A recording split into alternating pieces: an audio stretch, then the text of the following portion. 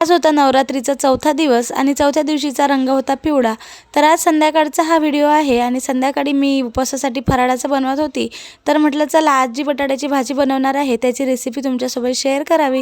त्यासाठीच कढईमध्ये तूप घातलं, थोडंसं जिरं घातलं आणि शेंगदाणे आणि मिरचीचं बारीक केलेलं वाटण घालून घेतलं। बारीक बारीक चिरून घेतलेले बटाटे व्यवस्थित असे तेलामध्ये परतून घेतले। त्यानंतर त्याच्यामध्ये 1 ग्लास पाणी वतून घेतलं, चवीनुसार मीठ घातलं आणि छान अशी भाजी शिजवून घेतली। आणि अशी सुद्धा बटाट्याची भाजी उपवासाला खायला छान लागते। रोज रोज आमच्या घरी उपवासाला बटाट्याची भाजी आणि वरईची भाकर खाल्ली जाते।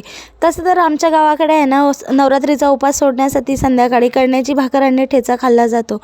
तर आज माझ्यासाठी कणण्याची भाकर आणि ठेचा बनवला, आहोंसाठी बटाट्याची भाजी आणि वरईच्या भाकरी बनवल्या, पिल्ल्यासाठी चपाती बनवली।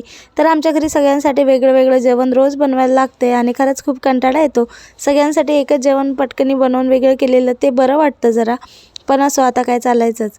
तर गरमागरम भाजी आणि भाकर अगोदर आहोंना जेवायला दिलं, त्यांनाही भूक लागली होती। त्यानंतर पिल्लूसाठी चपाती बनवून त्यालाही जेवायला दिलं आणि त्यानंतर माझ्यासाठी बनवली कणण्याची भाकर आणि मस्त कणण्याची भाकर आणि ठेचा मी सुद्धा जेवण करून घेतलं। तर असा होता आजचा दिवस। चला भेटू उद्या।